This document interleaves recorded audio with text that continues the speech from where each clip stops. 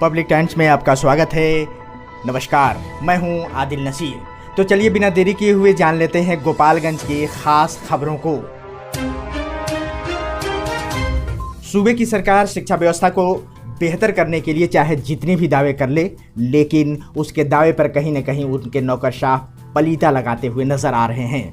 ये हम नहीं बल्कि सरकारी विद्यालय में प्राचार्य द्वारा ही शिक्षिका की तानाशाही रवैये को उजागर किया जा रहा है। दरअसल सूबे की शिक्षा व्यवस्था की जिम्मेदारी संभालते ही के पाठक एक्शन में रहे हैं, लेकिन के द्वारा जा रहे आदेश और बरौली प्रखंड के मध्य विद्यालय बनकटी की शिक्षिका पर कोई असर नहीं डाल रहा है।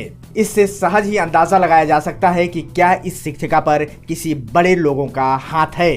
बता दें कि एक ओर जहां के पाठक द्वारा शिक्षा विभाग की कमान संभालते ही स्कूलों के समय और छात्रों और शिक्षकों के समय पर स्कूल आने की व्यवहार में परिवर्तन देखने को मिल रहा है। आदेश से पहले छात्रों और शिक्षकों का लेत लतीफ़ी आम बात थी। अब व्यवस्था थोड़ी बेहतर हुई है, लेकिन बरौली प्रखंड के उत्क्रमिक मध्य विद्यालय बनकटी के शिक्षिका आज भी महज खाना पूर्ति करने के लिए कभी कभार स्कूल आती हैं और एक ही बार में कई दिनों का अटेंडेंस बनाकर चली जाती हैं। ऐसे दबंग मनमानी करने वाले शिक्षकों के खिलाफ गोपालगंज शिक्षा विभाग कार्रवाई करने में असमर्थ नजर आ रहा है। बताया जा रहा है कि यहां पर 332 बच्चे स्कूल में नामांकित हैं, जिन्हें पढ़ाने के लिए कुल 15 स्टाफ नियुक्त किए गए हैं। इन्हीं में से एक हैं रश्मि तिवारी, जो स्कूल में पढ़ाने के लिए कभी कभार ही आती हैं। वे अपने घर बेतिया में रहती हैं। उनके पति शिक्षा विभाग में एमडीएम कोऑर्डिनेटर के पद पर तैनात हैं। शिक्षा विभाग में पति के इसी पद की वजह से शिक्षिका रश्मि तिवारी स्कूल से अक्सर गायब रहती हैं। स्कूल के प्रिंसिपल मायालाल ठाकुर भी गैलरी में टहलते हुए नजर आए। जब उनसे शिक्षिका की उपस्थिति के बारे में सवाल किया गया तो स्कूल ड्यूटी से अनुपस्थित रश्मि तिवारी के बारे में कोई स्पष्ट जानकारी नहीं दी। प्रिंसिपल ने कहा कि शिक्षिका रश्मि तिवारी के द्वारा उनके पास कोई आवेदन नहीं दिया गया है। वे स्कूल में कई दिनों से पढ़ाने नहीं आ रही हैं। आते हैं कहीं 5 दिन काटे हैं, ऑप्शन तो कर दिए हैं, काट कर जो भेजो तो ई लोग सुनिए, ई लोग क्या कहते हैं, डीपीओ को बुलाए, डीपीओ एमडीएम वाला को भेजो, है ना। इनके हस्बैंड कहीं जाते हैं क्या किस पोस्ट पे हैं? हाँ, तो कौन सा वो आपको कोऑर्डिनेटर थे एमडीएम में, अब इनका ट्रांसफर हुआ है कहीं और हुआ है, समझे नहीं। इधर कौन अररिया की कौन डिस्ट्रिक्ट में हुआ है, रश्मि तिवारी। तो ये लोग क्या क्या के पश्चात काट करके वहाँ के एमडीएम पदाधिकारी जो कौन पाल है उनको भी, है ना, हुआ है आकर अब लगे हमारा मुआयना करते। मुआयना करने के बाद वो समझिए कि अब हमारे को दाब दिए उनको। अब बुझिए कि वो लोग तलवार लेकर कब इनका गला काट दिया, समझिए। वैसा तो समय था। आपको धमकाती भी है क्या?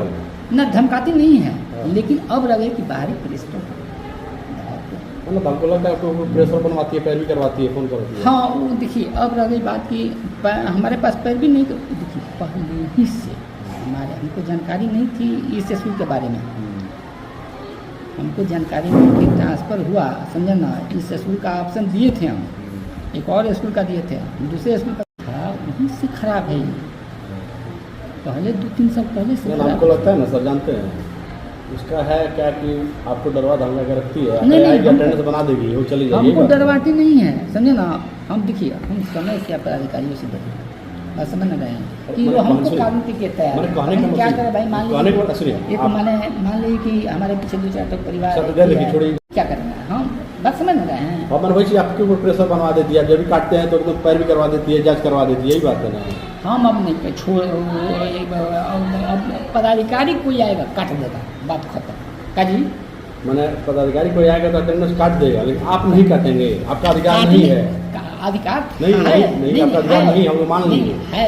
आपने अपने आप को कमजोर कर लिया। नहीं, हम काट कर देखिए, आप कर न रहे हैं, ये कर न रहे हैं, और थोड़ा सा हमको स्ट्रेंथ मिला है। नहीं, अभी ऐसा तो हम लोग कोई सूचना प्राप्त है नहीं, और सूचना प्राप्त तो कार्रवाई करेंगे।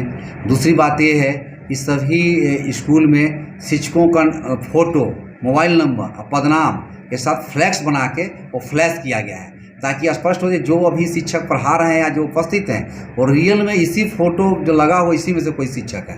तो अब वर्तमान में ये सब थोड़ा सा मुश्किल है। अगर ऐसा कोई प्रकाश में आता है तो हम लोग कार्रवाई करौली करेंगे। प्रखंड के उत्क्रमित मध्य विद्यालय बनकट है, वहाँ पे रश्मि कुमारी कभी विद्यालय जाती ही नहीं है, और वह एक बार आती है महीना दिन पे 20 दिन पे अटेंडेंस बना करके। नहीं तो आपसे हमको मिल रहा है, हम इसमें BO बरौली जो हैं, जो हमारे DPO स्तर शिक्षा अभियान है, उनको निर्देश देते हैं कुछ विद्यालय में जाकर देख लें, और इसका अगर वैसा है तो कार्रवाई हम लोग करेंगे, कोई इसमें दिक्कत नहीं होगी। इसके पहले भी आपसे एक बार शिकायत किया गया था, तो आपके द्वारा बताया गया था कि हम उसका जांच करेंगे। नहीं, वो दिखवा लेते हैं हम लोग, क्योंकि उसमें आप कह रहे हैं लेकिन हम लोग को ध्यान में नहीं है, कोई लिखित भी आवेदन नहीं आया होगा, इसलिए हम लोग दिखवा लेंगे। वहाँ के प्रधानाध्यापक के ऊपर दबाव भी पड़ता है कि आप बनाइए। ये तो अभी जांच में पता चला कौन दबाव बना रहे हैं, क्या कर रहे हैं। अगर आपको पता है तो बताइए, नहीं तो हम लोग जांच कराएंगे, जांच करा के बताएंगे। मेरे स्कूल का नाम उत्क्रमित मध्य विद्यालय बनकट है। यह बरौली अंचल में स्थित है। इस स्कूल में 332 छात्र लगभग एडमिटेड है। यहाँ पर 15 स्टाफ हैं। आने के लिए सभी आते हैं, छुट्टी का भी अपना उपयोग करते हैं। इसी में खुदा न खास मान ली किसी कोई अगर इमरजेंसी हो जाती है बिना नहीं, तो उस स्थिति को हम नहीं कर पाएंगे। जी, कितने लोग उपस्थित हैं? आज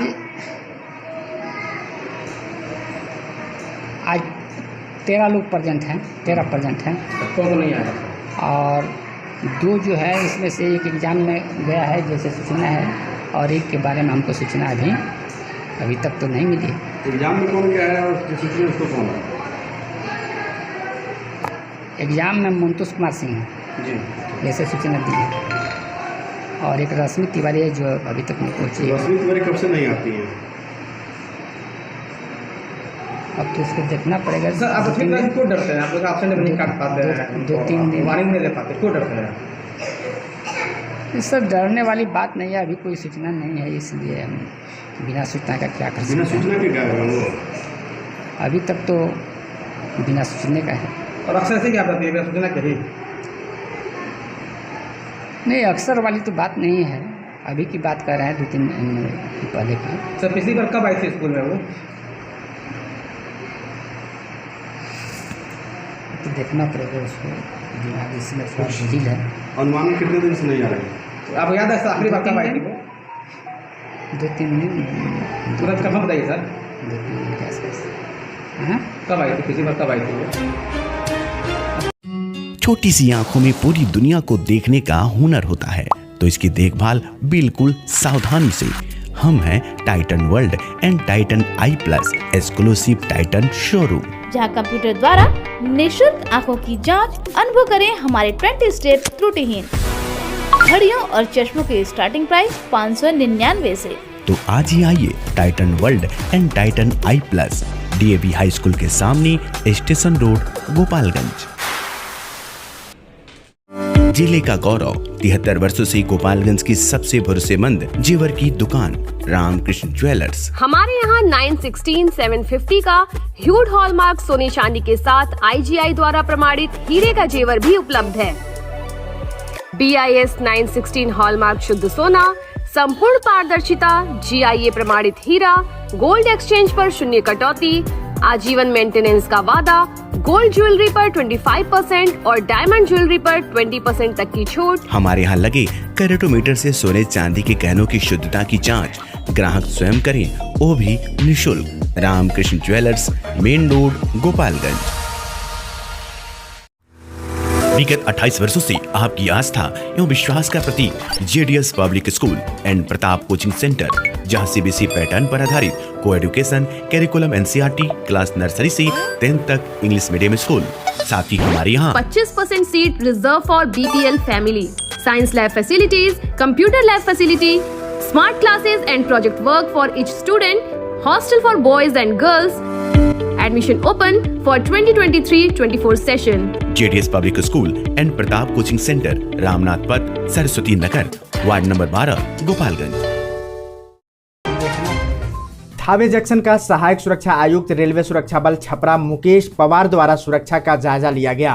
उन्होंने बताया कि जन अधिकार पार्टी के राष्ट्रीय अध्यक्ष पप्पू यादव के आह्वान पर जन अधिकार पार्टी के प्रदेश अध्यक्ष राघवेंद्र सिंह कुशवाहा के नेतृत्व में बिहार में शिक्षक भर्ती प्रक्रिया में डोमिसाइल नीति के खिलाफ रविवार को एक दिवसीय रेल रोको कार्यक्रम और धरना प्रदर्शन प्रस्तावित है, जिसको लेकर थावे जंक्शन पर आरपीएफ और जीआरपी के साथ संयुक्त रूप से सुरक्षा को लेकर बैठक किया गया तथा आवश्यक दिशा निर्देश भी दिए गए। आरपीएफ और जीआरपी द्वारा संयुक्त रूप से धरना प्रदर्शन के मद्देनजर थावे स्टेशन के प्लेटफॉर्म नंबर 1, 2 और 3 foot over bridge, circulating area, ticket घर और यात्री प्रतीक्षालय तक फ्लैग मार्च किया गया। फ्लैग मार्च के दौरान RPF inspector Devendra Pratap, RPF sub inspector Abdul Salam Khan और जीआरपी प्रभारी जय विष्णु राम सहित आरपीएफ और जीआरपी जवान शामिल थे। भोरे विधानसभा क्षेत्र के मीरगंज भोरे मुख्य सड़क का दोहरीकरण कार्य जल्द ही प्रारंभ हो जाएगा। इसके लिए पथ निर्माण विभाग द्वारा टेंडर प्रक्रिया भी शुरू कर दिया गया है। भोरे विधानसभा क्षेत्र के आवागमन को सुदृढ़ करने के लिए इस सड़क का निर्माण अति आवश्यक है। क्षेत्रीय जनता की मांगों को देखते हुए भोरे विधानसभा क्षेत्र के विधायक सह मद्य निषेध मंत्री सुनील कुमार के द्वारा लगातार विधानसभा में प्रश्नकाल के दौरान आवाज उठाया जाता रहा था, जिसे देखते हुए राज्य सरकार के द्वारा मीरगंज भोरे मुख्य सड़क का चौड़ीकरण के लिए मजदूरी प्रदान कर दी गई है। इस कार्य की लागत 113.76 करोड़ निर्धारित किया गया है। पथ निर्माण विभाग द्वारा 18 जुलाई 2023 को टेंडर के लिए अधिसूचना भी जारी कर दिया गया है। लगभग 29 किलोमीटर के इस सड़क के निर्माण से मीरगंज से भोरे, विजयपुर, देवरिया आने वाले और जिलावासियों को आवागमन में काफ़ी सहूलियत होगी और साथ ही साथ सड़क दुर्घटनाओं में भी बिल्कुल कमी आ जाएगी। इस विकास कार्यों के लिए विजयपुर जदयू प्रखंड अध्यक्ष सत्येंद्र राय, पूर्व मुखिया संजय शाह, पूर्व मुखिया सत्यप्रकाश सिंह, बेलवा पंचायत के मुखिया संदीप यादव, समाज सेवी दीपक मिश्रा, आरटीआई एक्टिविस्ट सुरेश चंद पांडे उर्फ त्यागी जी, विजयपुर के पूर्व मुखिया निरुपमा सिंह, परवेज आलम सहित भोरे विधानसभा क्षेत्र के सम्मानित जनता द्वारा मुख्यमंत्री नीतीश कुमार और उप मुख्यमंत्री तेजस्वी यादव और मद्य निषेध मंत्री सुनील कुमार को धन्यवाद प्रकट किया गया। पंचदेवरी अंचल कार्यालय में शनिवार को जनता दरबार का आयोजन किया गया, जिसमें सीओ आदित्य शंकर और पंचदेवरी पिकेट प्रभारी रियाज हुसैन सहित कई पदाधिकारी मौजूद रहे। जनता दरबार में 4 मामलों की सुनवाई हुई, वहीं एक नए मामले का निष्पादन भी किया गया। सीओ ने बताया कि मझवलिया गांव निवासी अख्तर हुसैन बनाम कासिम मियां के बीच वर्षों से चले आ रहे लेखकारी जमीन के विवाद का निपटारा किया गया। गोपालपुर गांव निवासी भगवती दीक्षित, जमुनाहा गांव निवासी रमाशंकर सिंह, नया गांव निवासी बैजनाथ के द्वारा जमीनी मामले को लेकर आवेदन दिया गया, जिसकी सुनवाई की गई और अगले जनता दरबार में निष्पादन करने का भरोसा दिलाया गया। इस मौके पर सीआई सत्येंद्र सिंह, हल्का कर्मचारी गोरख यादव सहित कई पदाधिकारी और कर्मचारी मौजूद रहे। पंचदेवरी प्रखंड की आशा कार्यकर्ता और आशा फैसिलिटेटर 9 सूत्री मांगों को लेकर हड़ताल पर चली गई हैं, जिससे आशा कार्यकर्ताओं से जुड़ा कार्य बाधित हो गया है। आशा कार्यकर्ताओं ने हड़ताल और अपनी मांगों के समर्थन में अध्यक्ष मुन्नी देवी के नेतृत्व में प्राथमिक स्वास्थ्य केंद्र के समक्ष 1 सप्ताह से प्रतिदिन धरना प्रदर्शन कर मांगों को शीघ्र पूरा करने की मांग कर रही हैं। शनिवार को आशा कार्यकर्ताओं ने पंचदेवरी बीडीओ राहुल रंजन को आवेदन देकर पूरे मामले से अवगत कराया था। अपनी 9 सूत्री मांगों को बारीकी से बीडीओ के समक्ष रखा।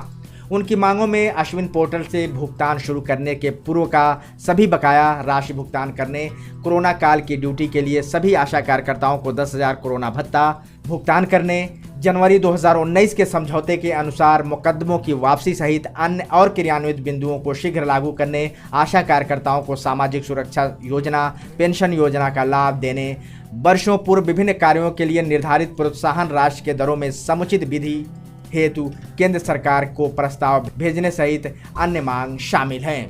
इस दौरान बीडीओ ने आशा कार्यकर्ताओं को सांत्वना देते हुए कहा कि आप सबकी मांगों को सरकार के पास भेज दिया जाएगा, जिसके बाद आशा कार्यकर्ताओं का जत्था पंचदेवरी पीएससी धरना स्थल के लिए वापस हो गया।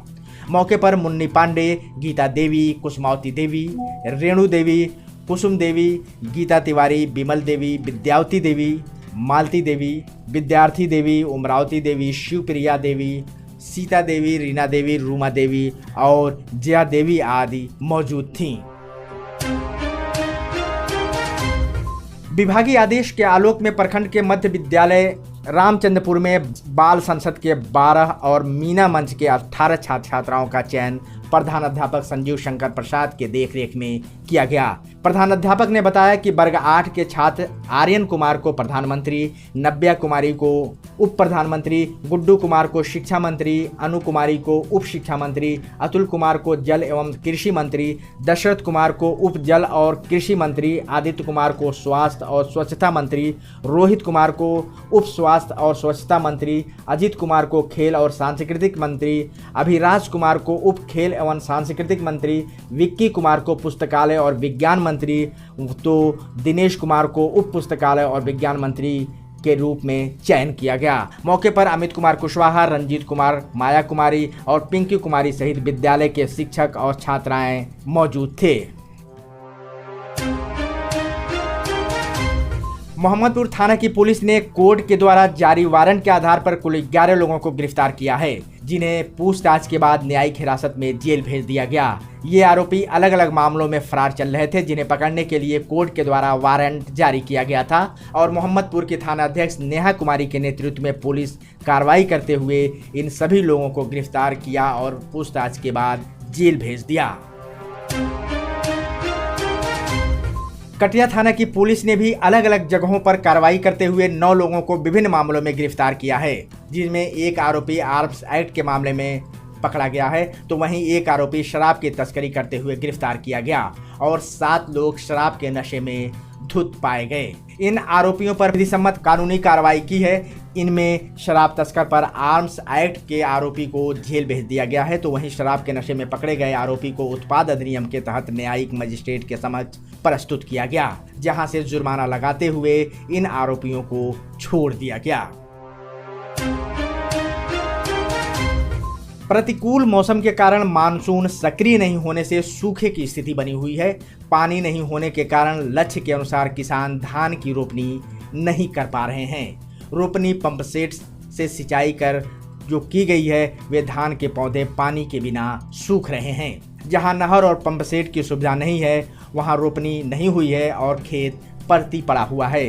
खेत से धूल उड़ रहे हैं। किसानों के द्वारा खून पसीना एक कर खेती की जाती है, परंतु जब मौसम साथ नहीं देता है और फसल बर्बाद होने के कगार पे पहुंच जाती है तो किसान बेहाल हो जाते हैं। किसानों का कहना है कि बिहार सरकार के द्वारा हरियाणा और पंजाब की तरह हर जगह ट्यूबवेल और बिजली की व्यवस्था कर सिंचाई की व्यवस्था सुदृढ़ करे, तो किसानों की समस्या का निदान हो सकता है और किसान के आय में बढ़ोतरी हो सकती है। पश्चिम बंगाल के पुरुलिया में तृणमूल कांग्रेस के बड़े नेता और रेलवे के बहुत बड़े कॉन्ट्रैक्टर धनंजय चौबे को मोटरसाइकिल सवार अपराधियों ने 9 गोली मारकर मौत के घाट उतार दिया और उनके सुरक्षा गार्ड को भी गोली मार दी, जो अभी भी इलाजरत हैं। इस मामले में पश्चिम बंगाल की पुलिस ने अनुसंधान करते हुए इस हत्याकांड के मुख्य आरोपी को गोपालगंज पुलिस के सहयोग से कटिया के डीह बगही से गिरफ्तार कर लिया है।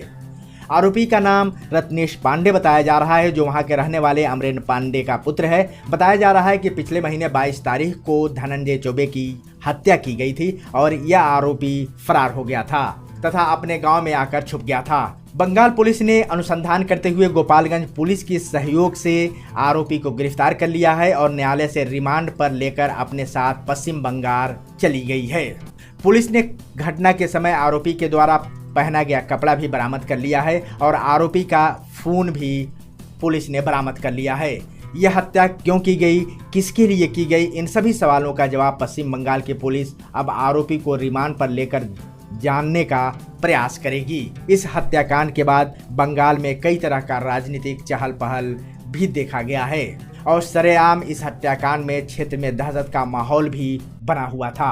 आखिर इस हत्याकांड के आरोपी का पश्चिम बंगाल से क्या कनेक्शन है, ये अब पुलिस अनुसंधान के सामने एक अहम सवाल है। मोहम्मदपुर थाने की पुलिस ने गुप्त सूचना के आधार पर छापेमारी करते हुए चोरी के डीजे सेट के साथ 2 लोगों को गिरफ्तार किया है, जिनमें एक आरोपी नाबालिग है और दूसरा अभिमन्यु कुमार दास मोहम्मदपुर के झझवा का निवासी है। इसके पास से पुलिस ने चोरी के 4 डीजे मशीन को जब्त कर लिया है। पूछताछ के बाद दोनों आरोपियों पर विधि सम्मत कानूनी कार्रवाई की जा रही है। इस मामले में पकड़े गए आरोपियों में जो नाबालिग है उस पर पहले से भी मोहम्मदपुर थाने में एक मामला दर्ज है। पुलिस ने अब दोनों मामलों को लेकर कार्रवाई प्रारंभ कर दिया है। थाना अध्यक्ष नेहा कुमारी के नेतृत्व में पुलिस के द्वारा इन आरोपियों को गिरफ्तार किया गया। सोशल मीडिया पर हथियार का प्रदर्शन करने का वीडियो वायरल मामले में स्थानीय थाने की पुलिस के द्वारा कटिया नगर स्थित वार्ड नंबर 5 से एक युवक को गिरफ्तार कर जेल भेज दिया गया। बताया जाता है कि कटिया नगर स्थित वार्ड नंबर 5 निवासी मनोज कुमार के 22 वर्षीय पुत्र गोलू गुप्ता के द्वारा सोशल मीडिया पर हथियार लहराते हुए वीडियो वायरल किया गया था। इस मामले में 1 जनवरी 2022 को प्राथमिकी दर्ज की गई थी। वहीं पुलिस ने कार्रवाई करते हुए युवक को उस घर से शनिवार को गिरफ्तार कर पूछताछ के बाद जेल भेज दिया। जादवपुर थाना क्षेत्र के गंडक नदी के पास पुलिस ने पुल के नीचे से 2 नाव से भरी मात्रा में विदेशी शराब पकड़ी है। इस मामले में तस्कर की गिरफ्तारी नहीं हो सकी है। पुलिस ने नाव को जब्त कर लिया है और मामला दर्ज कर तस्कर की पहचान करने में जुट गई है। जन अधिकार पार्टी गोपालगंज में गृह मंत्री अमित शाह का पुतला दहन किया गया। अमित शाह मुर्दाबाद, पप्पू यादव जिंदाबाद के नारों के साथ मणिपुर में हो रहे हत्या, बलात्कार, आगजनी के खिलाफ गृह मंत्री के इस्तीफे की मांग करते हुए मणिपुर में शांति बहाल करने की मांग भारत सरकार से की गई। गोपालगंज के मोहनिया चौक पर पुतला दहन किया गया। इसमें शामिल महिला अध्यक्ष परमिला गिरी, शमशुल हक आज़ाद, महासचिव अजय कुमार पासवान जिला सचिव, अनिल कुमार बागी जिला सचिव, भानु प्रताप जिला सचिव, संजय कुमार राम, नासिर हुसैन जिला उपाध्यक्ष, रुखसार अहमद जिला उपाध्यक्ष, अल्पसंख्यक विकास कुमार तिवारी जिला सचिव आदि ने भाग लिया, जिसका नेतृत्व जिला अध्यक्ष विजय प्रताप सिंह ने किया। मणिपुर के घटनाओं पर रोक लगाओ, मणिपुर में शांति व्यवस्था बहाल करो, नहीं तो इस्तीफा दो, अमित शाह इस्तीफा दो, अमित शाह मुर्दाबाद, अमित शाह मुर्दाबाद।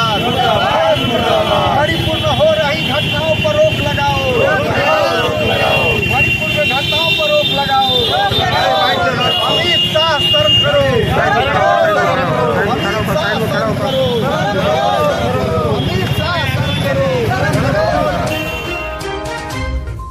माझागढ़ प्रखंड अंतर्गत संचालित 250 आंगनबाड़ी केंद्रों पर आंगनबाड़ी सेविकाओं द्वारा विभागीय निर्देशानुसार THR राशन का वितरण शनिवार को किया गया।